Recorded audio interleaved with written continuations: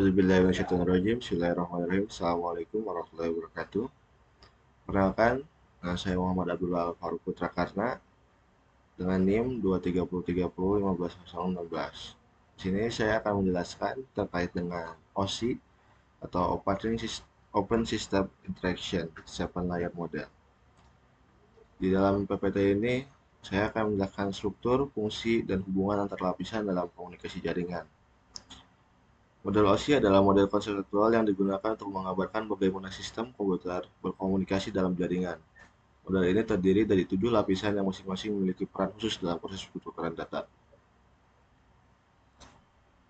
Selanjutnya di sini ada pengantar OSI model. Jadi OSI model atau model Open System Interconnection dikembangkan oleh ISO atau International Organization of Standardization pada tahun 1984. Model ini dibuat untuk menstandarkan komunikasi antar perangkat jaringan dari vendor yang berbeda agar bisa saling beroperasi tanpa hambatan.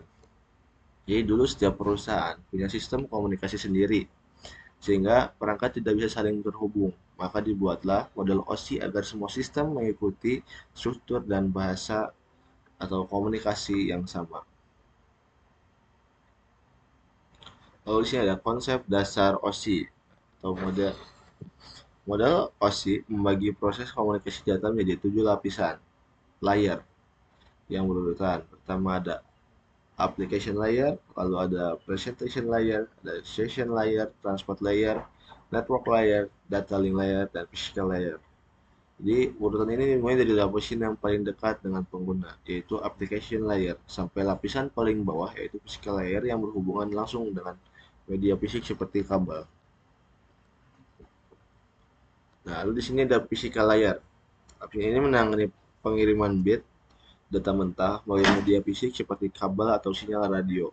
Tugas utamanya adalah mengatur sinyal listrik, jenis konektor topologi jaringan, dan kecepatan transmisi. Contoh perangkat ada yang paling mudah adalah kabelan. Jadi physical layer ini nggak peduli dengan isi data. Tugasnya cuma mastiin si sinyal listrik atau gelombang itu dapat mengirim bit dari pengirim ke penerima dengan benar. Lalu ada data link layer. Di sini adalah data link layer ini adalah lapisan bertanggung jawab untuk mengirim data antar dua perangkat di jaringan yang sama dengan aman. Data dikemas dalam bentuk frame dan dilengkapi dengan deteksi kesalahan lapisan. Ini juga mengatur alamat fisik atau MIC address. Jika ada kesalahan saat pengiriman data, layer ini dapat meminta pengulangan pengiriman agar si data itu dapat diterima dengan benar. Selanjutnya ada network layer. Jadi lapisannya itu mengatur pengalamatan logis atau IP address dan menentukan rute terbaik agar data sampai ke tujuan. Data dikirim dalam bentuk paket. Contoh perangkatnya itu router atau internet protokol atau IP protokol utamanya. Jadi network layer ini mastiin si paket data ini bisa ngelewatin berbagai jaringan sampai ke alamat IP tujuannya seperti dalam komunikasi antar negara. Lalu di sini ada transport layer. Ini lapisan ini mengatur transmisi data dari ujung ke ujung atau end to end. Ya, memecah data besar menjadi segmen dan memastikan setiap segmen sampai dengan benar. Contoh utamanya adalah TCP atau Transmission Control Protocol dan UDP, User Datagram Protocol. Jadi TCP ini memastikan data sampai dengan urutan dan tanpa kehilangan. Sedangkan UDP-nya ini lebih cepat tapi tidak menjamin data sampai sempurna, cocok untuk streaming atau game online. Jadi punya kelebihan dan kekurangan masing-masing. Lalu di sini ada session layer. Lapisan ini bertugas untuk mengatur sesi komunikasi antar dua sistem yang membuka dan menjaga menutup koneksi antar aplikasi. Contoh protokolnya NetBIOS dan RFC. Jadi si layar ini tuh ibarat moderator yang menjaga agar komunikasi tetap aktif dan bisa dilanjutkan jika terjadi gangguan. Nah, selanjutnya ada presentation layer. Lapisan ini berfungsi untuk menerjemahkan data antara format aplikasi dan jaringan, melakukan enkripsi, dekripsi, dan kompresi dan konversi format data. Contohnya adalah format JPG, MP3, PDF, SSL, atau TLS. Jadi presentasi layar ini memastikan bahwa data yang dikirim dari satu sistem bisa dipahami oleh sistem lain meskipun format atau struktur datanya berbeda. Lalu ada application layer.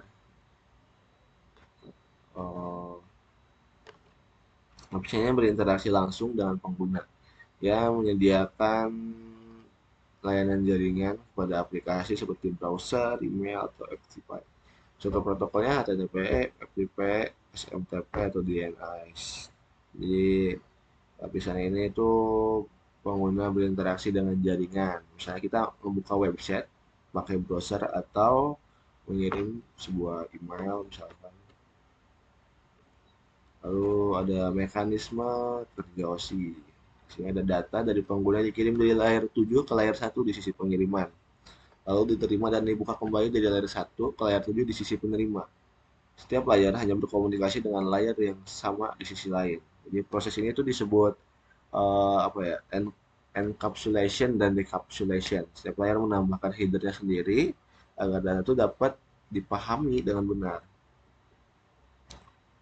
Nah, lalu ada kesimpulan. Sebenarnya di sini adalah model OSI menjelaskan cara kerja komunikasi jaringan secara sistematis. Setiap layar memiliki fungsi spesifik yang saling tergantung. OSI menjadi dasar bagi protokol modern seperti TCP, TCP, dan IP. Lalu pemahaman model OSI membantu dalam troubleshooting jaringan dan perancangan sistem komunikasi. Nah, dengan memahami 7 lapisan OSI ini, kita bisa mengetahui di mana letak masalah saat jaringan error dan gimana sih cara si data tuh benar-benar jalan dari satu perangkat ke perangkat lainnya. Gitu. Ya, mungkin ini saya yang dapat saya sampaikan. Kurang dan lebihnya mohon maaf. Assalamualaikum warahmatullahi wabarakatuh.